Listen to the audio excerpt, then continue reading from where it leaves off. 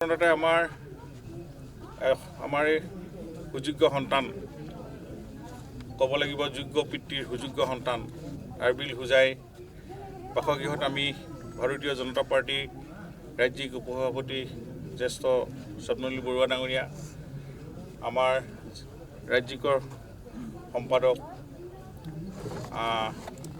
কিশোৰ উপাধ্যায় আমাৰ মহিলা মৰ্চাৰ সভানেত্ৰী আমাৰ অপৰাজিতা ভূঞা আইএ লোকেলৰ আমাৰ ৰূপ সিং বিধায়ক 3জন MSC আৰু দলৰ কাৰ্যকৰ্তা লৈ আমি আজি ইয়াতে বাসগৃহত পিতৃক এটা আন্তৰিক এটা সম্বৰ্ধনা জনাবৰ কাৰণে আমি উপস্থিত হলোহি।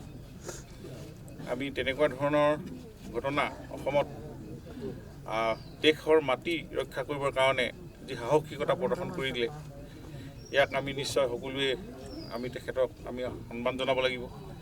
এই পৰিয়ালৰ কাষত আমি থিয় দিব লাগিব। আমি তেখেতসকলৰ এই কৰ্মক আমি স্বীকৃতি দিব লাগিব। গতিকে এই আদৰ্শ আমি সমাজত জীয়াই ৰাখিব লাগিব।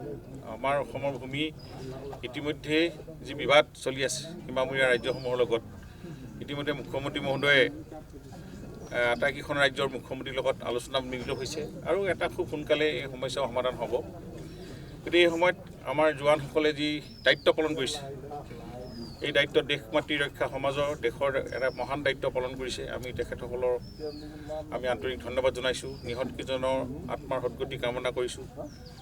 শোকসন্তপ্ত পৰিয়াললৈ গভীৰ সমবেদনা জ্ঞাপন কৰিছোঁ আৰু যিসকল আহত হ'ল তেখেতসকল খুব সোনকালে আৰোগ্য হৈ আহক, পুনৰ দায়িত্ব লওক দেশখনৰ সমাজখনৰ অসমখনৰ। সেই আশাৰে আমি তেখেতসকলৰ পৰিয়ালৰ ওচৰত আমি কাষত থিয় দিছোঁ। আজি আমি আপোনালোক সাংবাদিক বন্ধুসকলৰ ইয়াতে মাধ্যমৰ যোগেদি আমি এইটোৱেই ক'ব বিচাৰিছোঁ যে আমাৰ অসমৰ ভূমি আমি আঁতৰত থাকিব লাগিব। আমি কোনো কাৰণতে এক্সিকিউটিভ এৰি দিয়া নহয়। এইটো মুখ্যমন্ত্ৰীৰ ঘটনা আৰু সকলো কেন্দ্ৰীয় চৰকাৰ, অসম চৰকাৰ আৰু ৰাজ্য চৰকাৰ দুইখন মিলি ত্ৰিপাক্ষিক আলোচনাৰ জৰিয়তে সমাধান হ'ব। এটা সুন্দৰ পদক্ষেপ গ্ৰহণ কৰিছে। দিল্লীতো আমাৰ সাংসদসকলে এই কথাবিলাক আলোচনা কৰিছে। ৰাজ্য চৰকাৰো কেবিনেটৰ পৰা আদি কৰি আমাৰ সকলো বিধায়ক সজাতি দলো ইতিমধ্যে ভ্ৰমণ কৰি আহিছে। গতিকে অসমতে এটা এই সীমা সমস্যাটো খুব সোনকালে সমাধান হ'ব, এই কথাটো আমি ঘোষণা কৰিব পাৰোঁ।